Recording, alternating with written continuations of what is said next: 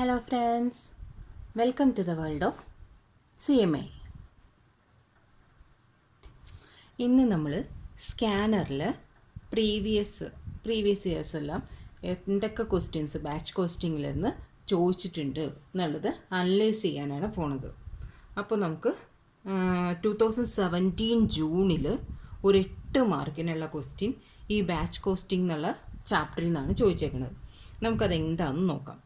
A factory has to produce and supply 48,000 unit of a component annually to a customer. അപ്പോൾ annual എത്രയാണ് annual demand എത്രയെന്നുള്ളത് കിട്ടി, കിട്ടി അല്ലേ. ഇനി ക്യാരിയിങ് കോസ്റ്റ് കൊടുത്തിട്ടുണ്ട് 2 per component പെർ മന്ത് ആണ് കൊടുത്തിരിക്കുന്നത്. അത് പ്രത്യേകം ശ്രദ്ധിക്കുക, പെർ മന്ത് എന്നാണ്. The production run set cost is 3,600 per production run. Okay, setup കോസ്റ്റും കിട്ടിയിട്ടുണ്ട്. അപ്പോൾ അവിടെ കുഴപ്പമൊന്നുമില്ല അല്ലേ, കണ്ടുപിടിക്കാനായിട്ട് സെറ്റപ്പ് കോസ്റ്റ് വന്നതുകൊണ്ട് EBQ കണ്ടുപിടിക്കാനായിട്ട് കുഴപ്പമില്ല. Find out the economic batch size that must be produce to minimise total cost based on the above information. If it is found that the die and hydraulic mechanism get heated up and consequently the die has to be replaced by a new one at a cost of 1,200 rupees for each run that has a batch quantity exceed 1,000 units.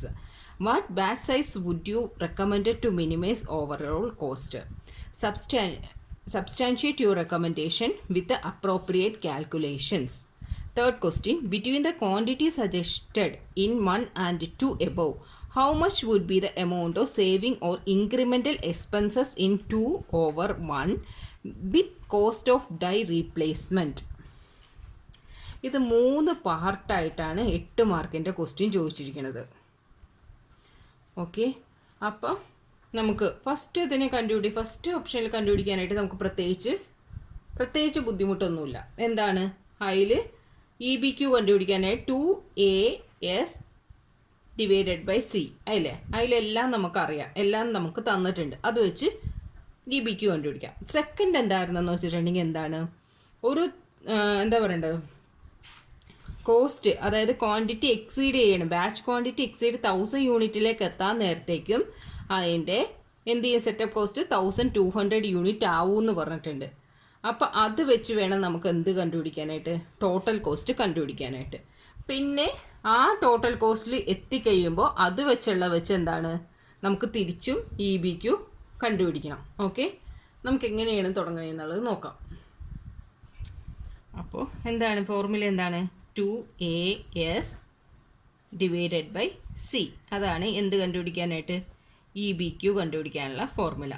അതിൽ എന്താണ് തന്നേക്കണേ, 2A എത്രയാണ് 48,000 എന്ന് പറഞ്ഞിട്ടുണ്ട്, into setup cost എത്രയാണ് പറഞ്ഞിരിക്കണേ 3,600 divided by C എത്രയാണ്, C എന്നുള്ളത് 2 റുപ്പിയാണ്, പക്ഷേ അത് 1 മന്തിൻ്റെയാണ്, നമുക്ക് ഒരു വർഷത്തെ 12 മന്തിൻ്റെയാണ് എടുക്കേണ്ടത്.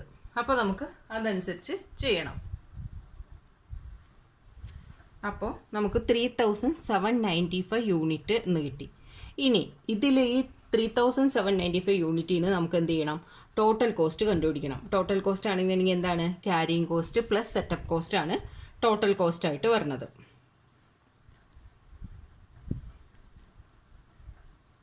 സെറ്റപ്പ് കോസ്റ്റ് വെച്ചിട്ട് ടോട്ടൽ കോസ്റ്റ് കണ്ടുപിടിക്കണം. ഇനി അതെങ്ങനെ കണ്ടുപിടിക്കാം, നമ്മളെപ്പോഴും ചെയ്യണ അതേ ഫോർമാറ്റ് തന്നെ ഉപയോഗിച്ച് കണ്ടുപിടിക്കാം. സെറ്റപ്പ് കോസ്റ്റ് ആണെന്നുണ്ടെങ്കിൽ എന്ത് ചെയ്യും, annual demand 48,000 divided by 3,795 into എത്രയാണ് 3,600 യൂണിറ്റ്. അപ്പോൾ എത്ര വരും,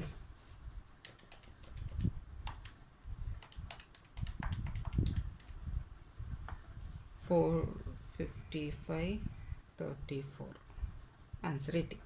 ഇനി ക്യാരിയിങ് കോസ്റ്റ് എങ്ങനെ എടുക്കും, 3,795 ഡിവൈഡഡ് ബൈ 2 ഇൻറ്റു 24.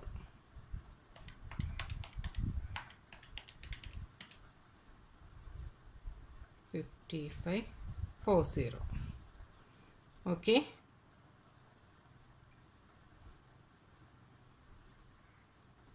ഇനി ഇതിൻ്റെ ടോട്ടൽ എന്താണ്, ടോട്ടൽ കോസ്റ്റ് എത്ര വരും, ടോട്ടൽ കോസ്റ്റ് 91074. ഇങ്ങനെ വരും. ഇനി ചില ഫോർമാറ്റ്, അതായത് ചിലവർ പ്രോബ്ലം ചെയ്യാൻ നേരത്ത് വേറൊരു തരത്തിലും കൂടി ചെയ്തിട്ടുണ്ട്. എന്താണെന്ന് വെച്ചിട്ടുണ്ടെങ്കിൽ ഈ സെറ്റപ്പ് കോസ്റ്റ് കാണൂലേ, ആ 40,000 ഡിവൈഡഡ് ബൈ 3795 എന്നുള്ളത് വരാൻ നേരത്തേക്കും അത് മാത്രം ഡിവൈഡ് ചെയ്യുമ്പോൾ നമുക്ക് 12.64 എന്ന് വരും. ആ 12.64 എന്നുള്ളത് എന്താ പറയണ്ടേ, അതിന് നമുക്ക് റൗണ്ട് ആക്കും. ചില ടെക്സ്റ്റിൽ ചില ഇതിൽ പ്രോബ്ലം ചെയ്തു. ഇപ്പോൾ ഈ ഇൻക്ലൂഡിങ് ഈ സ്കാനറിൽ വരെ അങ്ങനെ ചെയ്തിരിക്കണേ. ആ 12.6 എന്നുള്ളതിന് എന്ത് ചെയ്യും, റൗണ്ട് ആക്കും. റൗണ്ട് ആക്കിയിട്ട് 13 എടുത്തിട്ടാണ് ബാക്കി ചെയ്യണത്. ഓക്കെ, 13 എടുത്തിട്ട് ബാക്കി പ്രോബ്ലം അതിലേപോലെ തന്നെ ചെയ്യുന്നുണ്ട്. ഓക്കെ, നിങ്ങൾക്ക് ഏതാണോ അപ്പോൾ അതിന് പ്രോപ്പറായിട്ടൊരു നോട്ട് എഴുതുക. കാരണം എന്താ, ഇതിന് ഇങ്ങനെ 12.76 12.64 എന്നുള്ള പോലെ ഡിജിറ്റ് വരുന്ന ഒരു ഇത് എടുക്കാൻ പറ്റില്ല. നമ്മളതുകൊണ്ട് അതിനെ റൗണ്ട് ഓഫ് ചെയ്യുകയാണെന്നൊക്കെ പറഞ്ഞ് എഴുതിയാലും അത് ഓക്കെയാണ്. പക്ഷേ ഞാനിത് നമ്മളെപ്പോഴും ചെയ്യണ ആ ഫോർമാറ്റിൽ തന്നെ ചെയ്തു എന്നേ ഉള്ളൂ. ഓക്കെ, ഇപ്പോൾ ഒരു പോർഷൻ കഴിഞ്ഞു. ഇനി അടുത്ത എന്താണ് ചെയ്യേണ്ടത്? ഇത് ഫസ്റ്റ് പോർഷൻ ആയിരുന്നേ, ഇത് സെക്കൻഡ്. ആ സെക്കൻഡ് പോർഷനിൽ അടുത്ത എന്താ ചോദിച്ചിരിക്കണേ? സെക്കൻഡ് പോർഷനിൽ അടുത്ത് ചോദിച്ചിരിക്കുന്നത് ഇനി 1000 യൂണിറ്റ് കൂടുകയാണെന്നുണ്ടെങ്കിൽ 1200 ആവും സെറ്റപ്പ് കോസ്റ്റ്, 1200 ആവും എന്നുള്ളതാണ് ചോദിച്ചിരിക്കുന്നത്. അപ്പം അത് വെച്ച് നമുക്കെങ്ങനെ ചെയ്യാം? 1000 യൂണിറ്റ് എക്സീഡ് ചെയ്തിട്ടുണ്ടെങ്കിൽ അത് വെച്ചിട്ട് ഇനി എങ്ങനെ നമുക്ക് ചെയ്യാൻ നോക്കാം. അതായത് എന്ത് ചെയ്യാം, സെറ്റപ്പ് കോസ്റ്റിനെ എങ്ങനെ ചെയ്യാം? സെറ്റപ്പ് കോസ്റ്റിന് 48,000 ഡിവൈഡഡ് ബൈ 3795 ഇൻറ്റു 3600 പ്ലസ് എന്താവും, 1000 യൂണിറ്റ് കൂടിയിട്ടുണ്ടെങ്കിൽ സെറ്റപ്പ് കോസ്റ്റ് 1200 കൂടും അല്ലേ? അപ്പം അത് വെച്ച് നോക്കുമ്പോൾ എന്ത് ചെയ്യും? 48,000 ഡിവൈഡഡ് ബൈ 3795 ഇൻറ്റു 4800, അപ്പോൾ 60711 ആൻസർ വന്നു. ഇതേപോലെ നമ്മൾ ചെയ്തു. പക്ഷേ ആ സ്കാനറിൽ എങ്ങനെയാണ് ചെയ്തിരിക്കണേന്ന് അറിയോ? സ്കാനറിൽ ഇവിടെ പറഞ്ഞ അതേ ഫോർമാറ്റ് തന്നെ. അതായത് ഇവിടെ നമ്മൾ എത്ര കണ്ടുപിടിച്ചത്? 12.6 എന്ന് വന്നില്ലേ, അതിനെ റൗണ്ട് ഓഫ് ആക്കിയില്ലേ? ഇവിടെ നമ്മൾ റൗണ്ട് ഓഫ് ആക്കി എന്ന് പറഞ്ഞു. ആ റൗണ്ട് ഓഫ് ആക്കി ആ 13നെ ഈ 4800 കൊണ്ട് മൾട്ടിപ്ലൈ ചെയ്തു. അങ്ങനെ ആൻസർ ഇവിടെ അതേ ഫോർമാറ്റ്. ഇവിടെ എന്താണോ നമ്മൾ ചെയ്യണേ, ഇവിടെ റൗണ്ട് ഓഫ് ചെയ്യുവാണെന്നുണ്ടെങ്കിൽ തിരിച്ച് ഇവിടെയും നമ്മൾ എന്ത് ചെയ്യണം? റൗണ്ട് ഓഫ് ചെയ്തെടുക്കണം. അല്ലാന്നുണ്ടെങ്കിൽ ഇതേപോലെ തന്നെ എടുത്തോളൂ. ഓക്കെ, ഇനി ക്യാരിയിങ് കോസ്റ്റ് എത്രയാണെന്ന് പറഞ്ഞത്? 1200 ഡിവൈഡഡ് ബൈ 2 ഇൻറ്റു 24.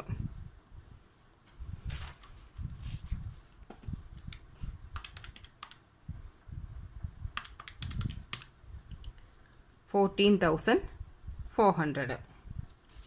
ഓക്കെ, 14,400. ഇനി അതെന്ത് ചെയ്യാം? 6711 7511 ആൻസർ ചെയ്തു. ഓക്കെ, ഇനി അത് സെക്കൻഡ് ക്വസ്റ്റ്യൻ. അപ്പോൾ ഇതിൻ്റെ തമ്മിലുള്ള ഡിഫറൻസ് എന്താണ്? എന്താണ് ഇതിൻ്റെ ഡിഫറൻസ് ചോദിച്ചിട്ടില്ലേ? ഡിഫറൻസ് എങ്ങനെ എഴുതാം?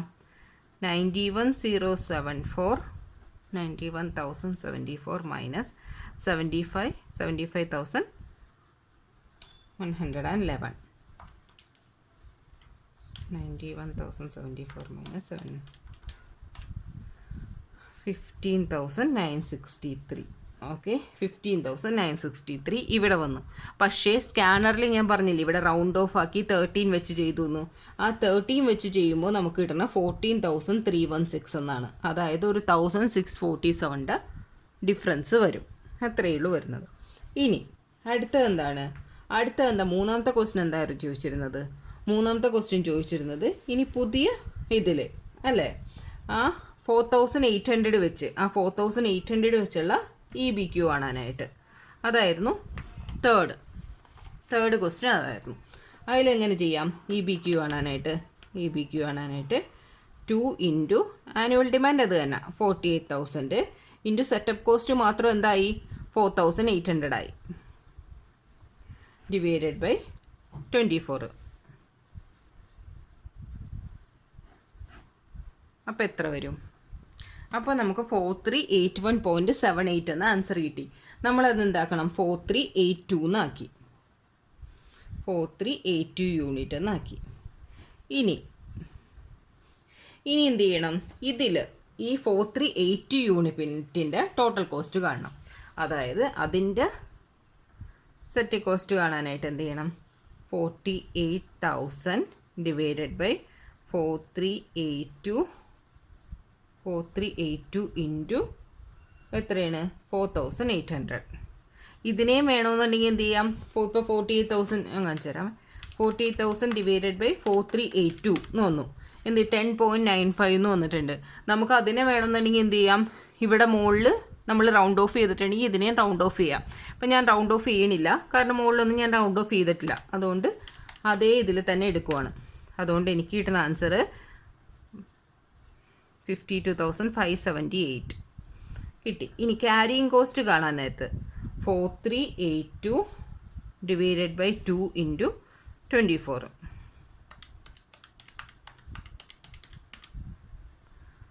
52,584.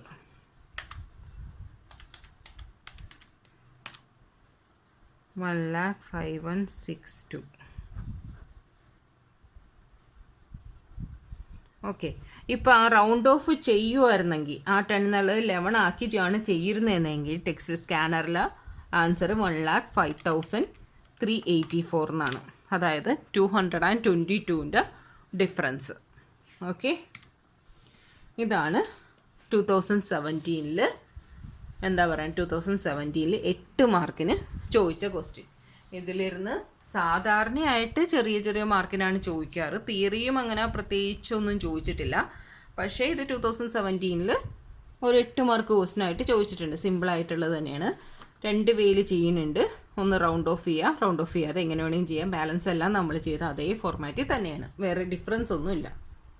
ഇനി നെക്സ്റ്റ് 2016 ജൂണിൽ ചോദിച്ചിട്ടുണ്ട്. അതൊരു 2 മാർക്ക് ക്വസ്റ്റ്യനായിട്ടാണ് ചോദിച്ചേക്കുന്നത്. S limited is committed to supply 25,000 instrument per annum to K limited on regular basis. അപ്പോൾ എന്താണ് എ എന്താണെന്നുള്ളത് കിട്ടി, 25,000 ആണെന്ന്. It is estimated that inventory holding cost per instrument per month amount to 20 paisa. Okay, per മന്താണ് 20 പൈസ. അപ്പോൾ എന്താണത്, അത് 1 ഇയർക്കാക്കണം. And the setup cost തന്നിട്ടുണ്ട്, എത്രയാണ് 330 എന്ന് തന്നിട്ടുണ്ട്. അപ്പോൾ 2AS ഡിവൈഡഡ് C എന്ന് തന്നിട്ടുണ്ട്. അപ്പോൾ അതങ്ങനെ ഞങ്ങൾ ഫോർമുലയിലേക്ക് അപ്ലൈ ചെയ്താൽ മതി അല്ലേ. 2016 ജൂണിൽ EBQ 2 മാർക്കിൻ്റെയാണ്. 2 മാർക്കിൻ്റെ ആണെങ്കിൽ ഇത്രയൊക്കെ ചോദിക്കുകയുള്ളൂ. 2 ഇൻറ്റു എത്രയാണ് 25,000, സെറ്റപ്പ് കോസ്റ്റ് 330, 20 പൈസ ഇൻറ്റു 12 മന്തിന്. ഇത് ചെയ്യുമ്പോൾ ഇപ്പോൾ എത്ര ആൻസർ കിട്ടും, 2622 എന്ന് ആൻസർ കിട്ടും. ഓക്കെ, സിമ്പിൾ അല്ലേ. അതേപോലെ തന്നെ 2015 ജൂണിലും ഇതേ 2 മാർക്കിൻ്റെ ആയിട്ട് ചോദിച്ചിട്ടുണ്ട്. A television company manufacture several components in batches. The following data relevant to 1 component. Annual demand 32,000 unit. Setup cost ബാച്ചിൻ്റെ 120 റുപ്പീസ് പെർ ബാച്ചിനുള്ളതാണ്. Annual rate of interest 12%. Cost of production per unit 16. ഇതും അതേപോലെ തന്നെ അല്ലേ. എ എന്താണ് 32,000 ആണ്, S 120 ആണ്, C 16ൻ്റെ 12% ആണ്.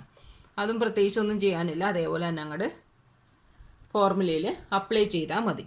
ഇനി 2014 ചോദിച്ചിരിക്കുന്നത് O limited is committed to supply 24,000 bearing per annum to BKT limited on steady basis. അപ്പോൾ എന്താണ് എ കിട്ടി 24,000 എന്നുള്ളത്. It is estimated that it cost ₹2.4 as inventory holding cost as bearing per annum. Okay, അപ്പോൾ എന്താണ് 2.4 എന്നുള്ളത് എന്തായിട്ട് കിട്ടി, C ആയിട്ട് കിട്ടി. And the setup cost per run of bearing manufacturing 640 setup കോസ്റ്റും കിട്ടി. പിന്നെ എന്താണ് what would be the optimum run batch size four bearing manufacturers. അതും അതേപോലെ തന്നെ എന്ത് ചെയ്യണം, ഇതിലേക്ക് അപ്ലൈ ചെയ്യുക. എന്താണ് 2AS divided by C. 2A 24,000 ആണെന്നറിയാം, എസ് 648 ആണെന്നറിയാം, C 2.4 ആണെന്നറിയാം. അത് ഫോർമുലയിലേക്ക് അപ്ലൈ ചെയ്യുക. പിന്നെ ഈ ബാച്ച് കോസ്റ്റിങ്ങിലിരുന്ന് അങ്ങനെ പ്രത്യേകിച്ചൊന്നും ചോദിച്ചിട്ടില്ല, പ്രോബ്ലമായിട്ട് അത്രയൊക്കെ ചോദിച്ചിട്ടുള്ളൂ. പിന്നെ ബാച്ച് കോസ്റ്റിങ്ങിലിരുന്ന് പിന്നെ ചോദിച്ചിരിക്കുന്നത് തിയറി. തിയറിയിൽ ഒരു 2010 ഡിസംബറിൽ ഒരു 5 മാർക്കിൻ്റെ ക്വസ്റ്റിനായിട്ട് ബാച്ച് കോസ്റ്റിംഗ് എന്താണെന്ന് ചോദിച്ചിട്ടുണ്ട്. Type of costing used for producing what type of good അത് ചോദിച്ചിട്ടുണ്ട്. എന്തൊക്കെയാണ് ഇതിലുള്ളതെന്ന്. ടൈപ്പ് ഓഫ് ഗുഡ്സ് എന്തൊക്കെയാണ് അതിൽ, അത് ബാച്ച് കോസ്റ്റിംഗ് എന്താണെന്നുള്ളത് നമ്മൾ പഠിച്ചു കഴിഞ്ഞു. ഇനി എന്താണ് അതിൽ ഏതൊക്കെ ടൈപ്പാണെന്നുള്ളത്, അത് ടോയ് മേക്കിങ്ങിന് റേഡിയോ, TV പാസ് അങ്ങനെയുള്ള ഇതൊക്കെയാണ്. മാച്ച് മേക്കിംഗ് അങ്ങനെയുള്ള കാര്യങ്ങൾക്കൊക്കെയാണ് എന്നുള്ളതാണ് ചോദിച്ചിരിക്കുന്നത്. അല്ലാണ്ട് ബാച്ച് കോസ്റ്റിങ്ങിലിരുന്ന് എന്താ പറയുക ഒരു സിമ്പിൾ ചാപ്റ്ററാണ്. അതിലിരുന്ന് പ്രത്യേകിച്ച് പ്രോബ്ലം ഒന്നും അങ്ങനെയൊന്നും ഇതുവരെ ചോദിച്ചിട്ടുമില്ല. തിയറിയും അത്ര പ്രത്യേകിച്ചൊന്നും ചോദിച്ചിട്ടില്ല. പക്ഷെ എന്നാലും നമ്മൾ പഠിച്ചിരിക്കാം. ഇപ്പോൾ ഉള്ളത് ഏത് ചോദിക്കും ഏത് ചോദിക്കില്ല എന്നുള്ള ഇതല്ലേ അറിയാൻ പറ്റാത്ത ഒരവസ്ഥയാണ്. 1 വേർഡ് മിസ്സാക്കാതിരിക്കുക. ഇപ്പോഴത്തെ ഇതനുസരിച്ച് 1 വേർഡ് മാക്സിമം നമ്മൾ എന്താ പറയുക കളക്ട് ചെയ്ത് പഠിച്ചുകൊണ്ട് തന്നെ ഇരിക്കുക.